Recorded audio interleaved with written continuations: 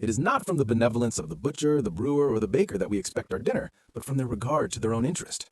Adam Smith wrote this in 1776 in the book that laid the foundations of modern civilization, The Wealth of Nations.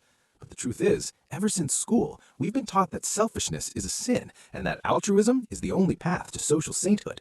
What they didn't tell you is that this idea of living solely for others without first strengthening yourself is the perfect recipe for bankruptcy, both emotional and financial.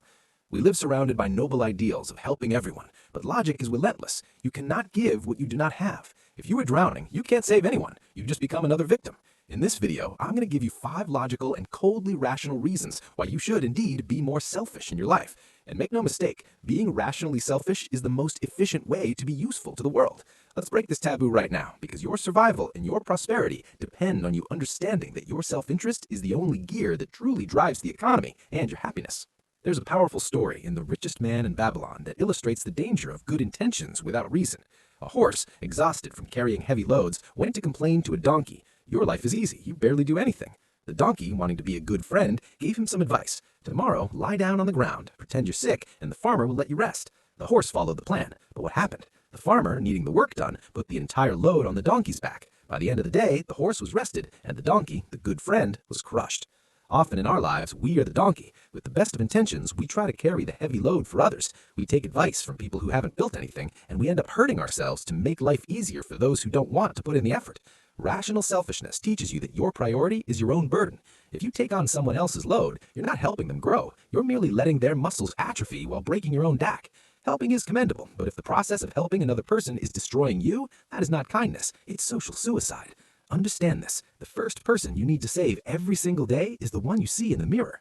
Let's talk about money and family, the terrain where reason usually goes to die. How many times have you heard, but they're family, you have to help? Stop and analyze the root causes of that family member's need. Most of the time, the person was careless, spent what they didn't have, was irresponsible, or just plain lazy. Then, because you are flesh and blood, they expect you to put your sweat and sacrifice into the hands of someone who has already proven they can't even manage their own life. Transferring resources from competent people to incompetent ones only reinforces the behavior that caused the poverty in the first place. When you give money to someone who hasn't proven themselves capable, you're guaranteeing that they'll keep doing exactly what made them broke. You're punishing your own competence. The only logical rule for donating or lending is do it only if that amount won't make any difference in your life, or if the act of giving, in a selfish way, brings you more personal satisfaction than the money itself. If there's any doubt, if your body is telling you no, listen to reason. Don't let the label of family be a license to loot your wealth. Loving someone does not mean financing their self-destruction. I've heard people say with a bizarre sense of pride, "I've never profited off anything in my life." To me, that is one of the most repugnant phrases anyone can utter. To say that you haven't profited is to say that you haven't added enough value for society to reward you.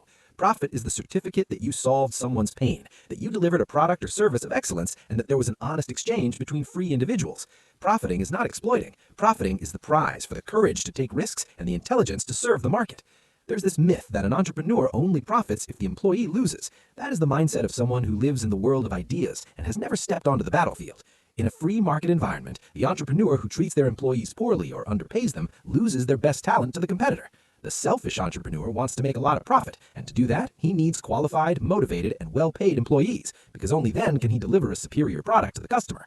I myself invest in my team's training, paying for events and courses. Why? Because if they grow, I profit more. My selfishness in wanting a prosperous business directly benefits the families that work with me. Profit moves the world. The lack of it only generates stagnation and misery. Society loves to map out your destiny. Parents, friends, and relatives come with the recipe for success. Be a doctor, be a judge, pass a civil service exam. They act as if they owe you the satisfaction of living the life they didn't have the courage to live.